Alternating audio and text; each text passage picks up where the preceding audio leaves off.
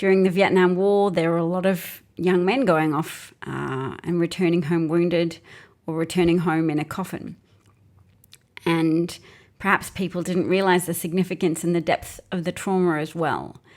When you put people in a position where they have to violate normal societal standards, where they have to behave violently, they have to shoot and kill others, and they might find themselves in a position where they're commanded to, or they feel they need to shoot even women and children, you are going to have people who return back to normal lifestyle having created neural pathways to their brain that then sit oddly with them and their ability to respond to emotional challenges in their daily lives.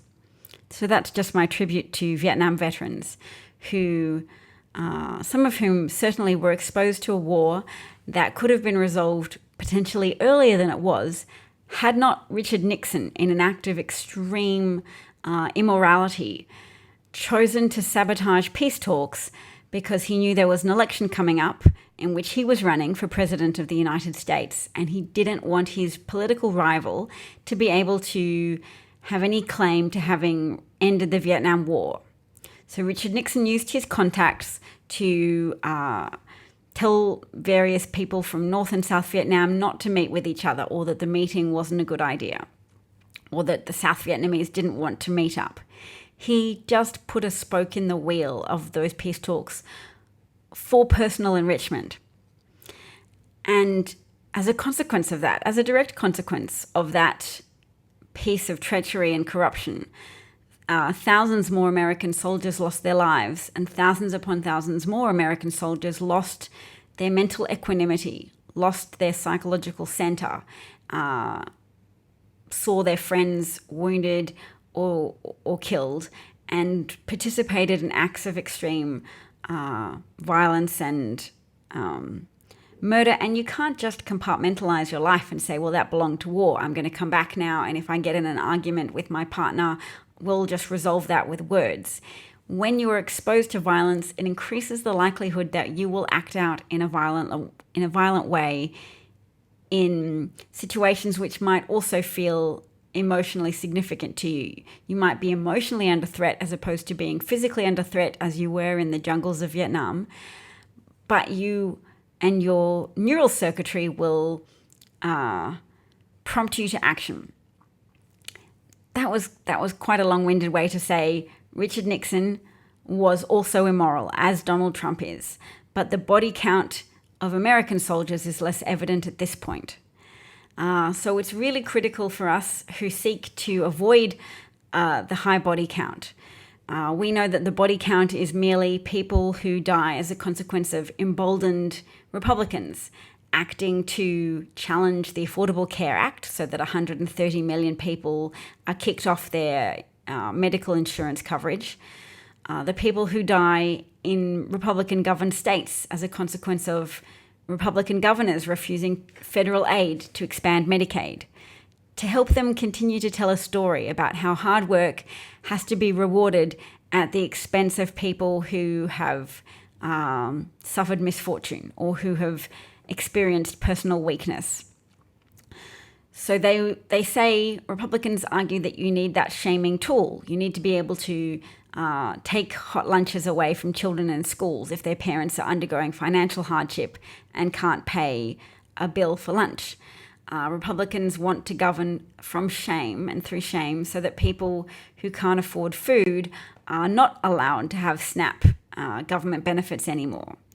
They want there to be a resurgence of shame as a societal controlling tool.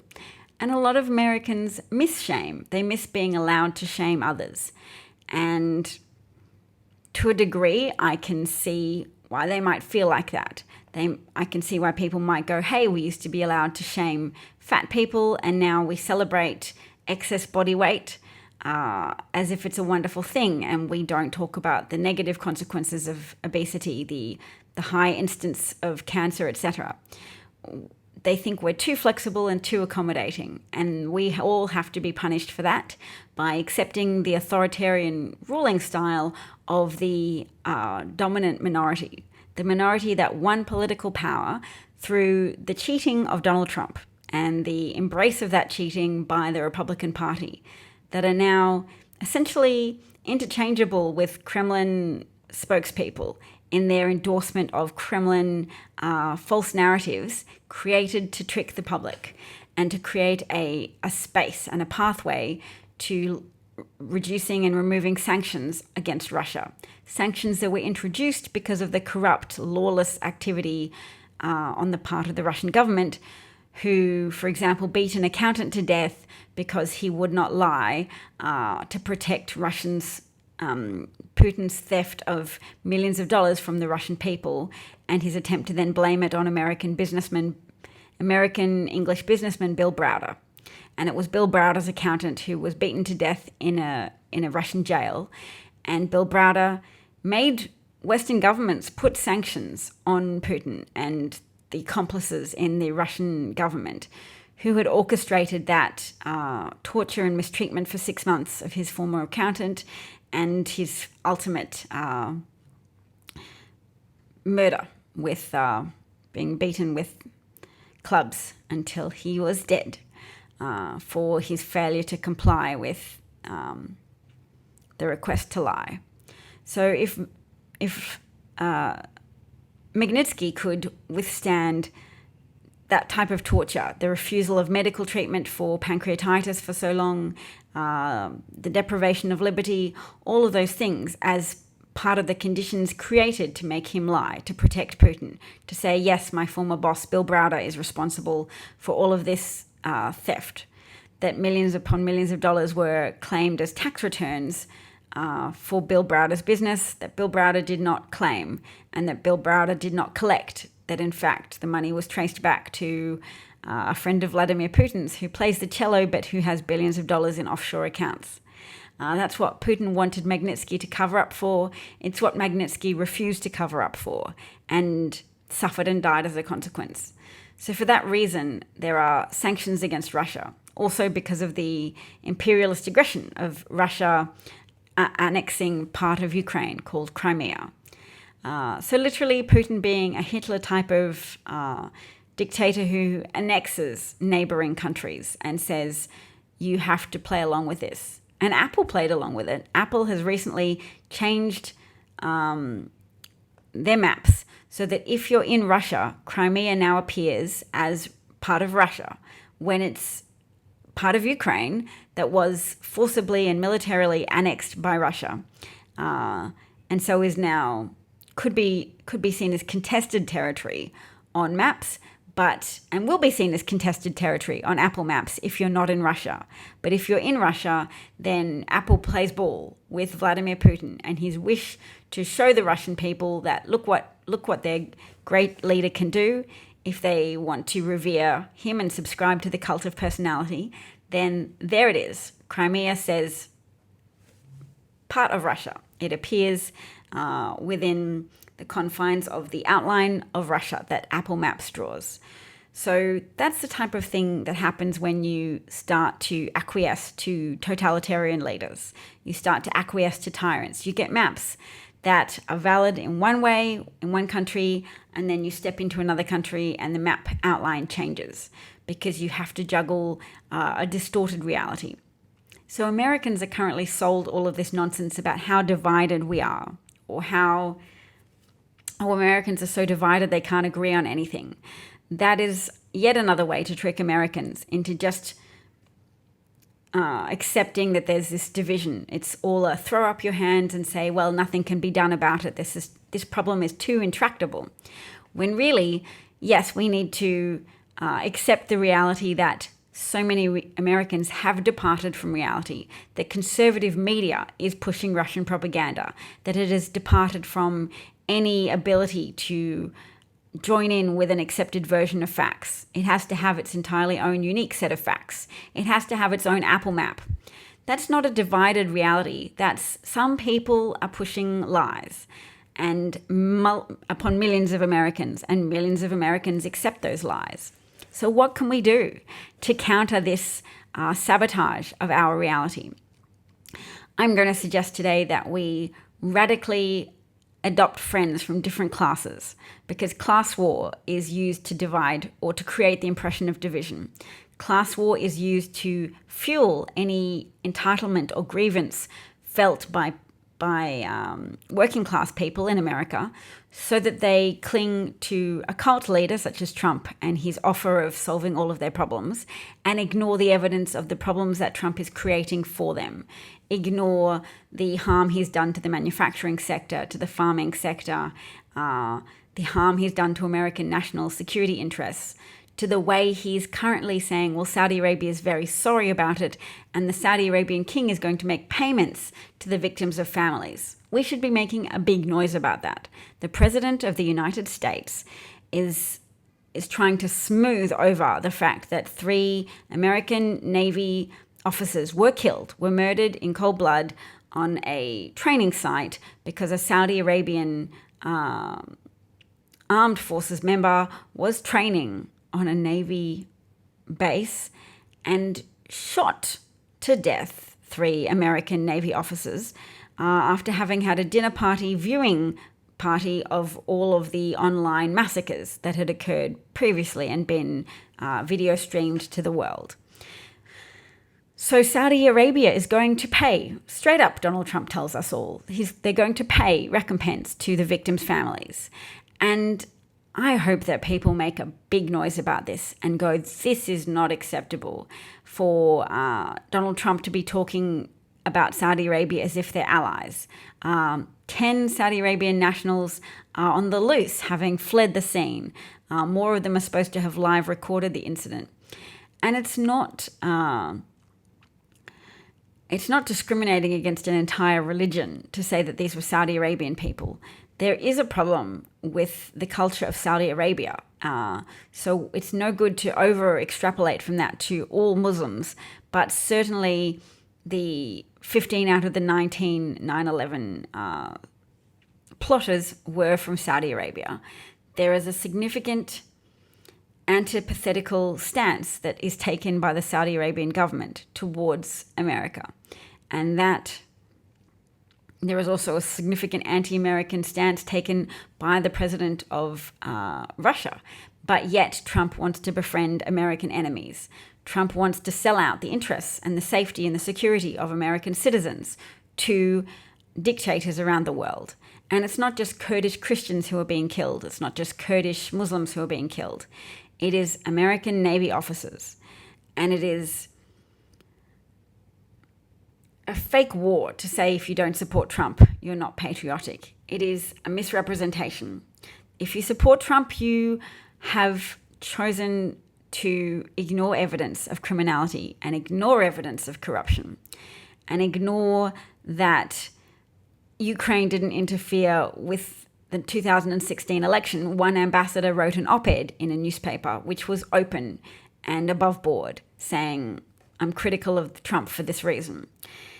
That's not a military campaign being waged with $1 million a month budget by an adversarial foreign leader who targeted Americans to dupe them into believing that there were organic Black Lives Matter rallies being held, organic pro-Trump rallies being held, when really those rallies were being organized by Russian spies who had infiltrated into America and were posing with fake identities and trying to instigate division in the US and trying to benefit from and capitalize on the vulnerabilities in American culture, that there's still so much of America's history in relation to racial persecution and oppression that too many Americans ignore.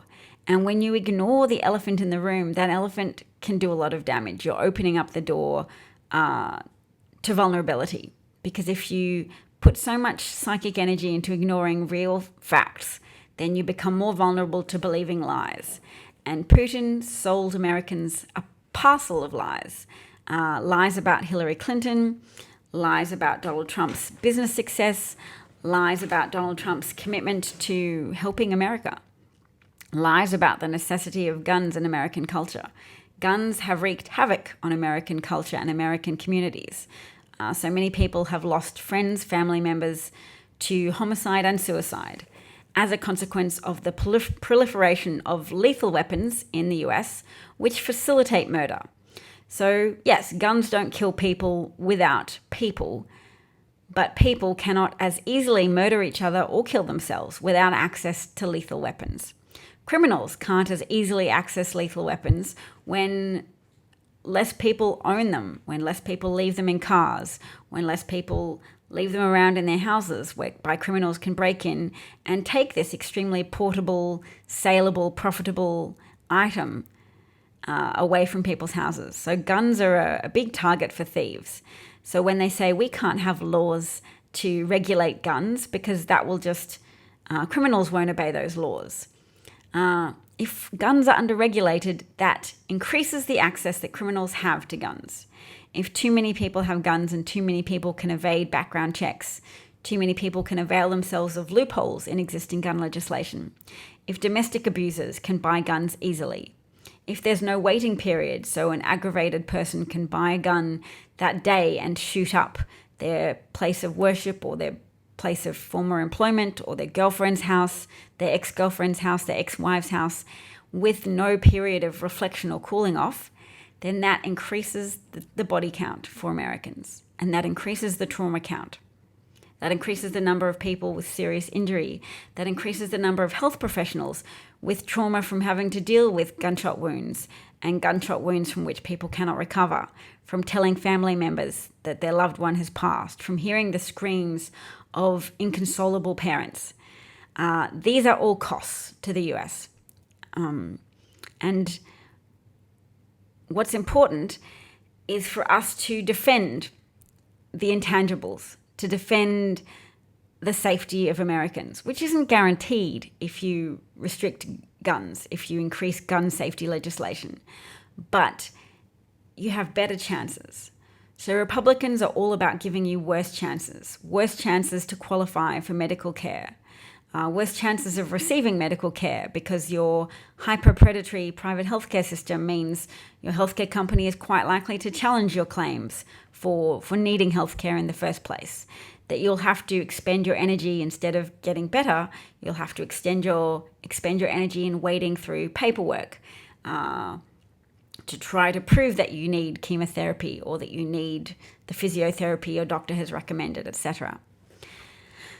More and more people are suffering hardship because in more Republican states, it's very costly, or the average cost of having a baby is approximately $30,000. And yet access to healthcare becomes more and more difficult under Republican leadership because they are philosophically opposed to women being able to exercise control over when they have a baby, when they proceed with a conception. So people try to avoid conceptions, but conception happens periodically, particularly if you have a big data set, a lot of people in the US, some of them having sex, even protected sex, even sex with methods of contraception. Some of those methods will fail and some of those women will be coincidentally ovulating, and some of those, a smaller yet subset of those women, will become pregnant. And a subset of those women who have been raped, who have been forcibly forced to engage in intercourse without their consent, and are asked in a Republican-led state to proceed with a pregnancy against their will. Forced government pregnancy, government-forced pregnancy, forcible continuation with a pregnancy, and fetuses, like a sperm cell joined with an egg cell. Arguably, it's a sentient, unborn human child in the third trimester. But in the first and second trimester, there shouldn't be any argument about letting women terminate a pregnancy, about letting women decide, I don't want this sperm and egg fertilized egg cell to carry it in my body and nourish it with nutrients from my bloodstream to grow into a sentient child. Even a sentient unborn child, they don't want to proceed to a third trimester. And third trimester pregnancies, third trimester abortions are typically only undertaken under extreme duress when there are medical concerns, such as your baby is septic and your health might be put at risk.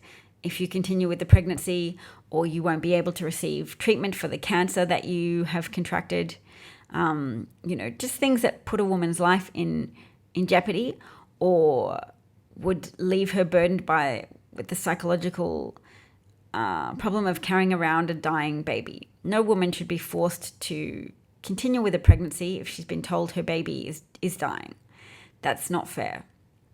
People can selflessly choose to do that if they want their unborn third trimester baby to have the experience of a few more days of life as they die slowly in somebody's uterus. That can be a parent's choice. A parent can choose to forego chemotherapy treatment as well, and to risk their own life to maximize the chances that a baby will make it alive out into the world. That is the sacrifice for motherhood, but it's not a sacrifice if that choice is made for you by the state. So when Republicans and pro-life supporters circulate beautiful stories amongst themselves of mothers who have made sacrificial decisions. Speaking of maternal sacrificial decisions, I'm going to go. I think my daughter's upset. Goodbye. I hope you enjoyed this conversation, and please like or share or engage with this post if you did, and subscribe to the channel. These are all options. You can engage as little or as much as you like, obviously. But I'm also on Twitter. Guys,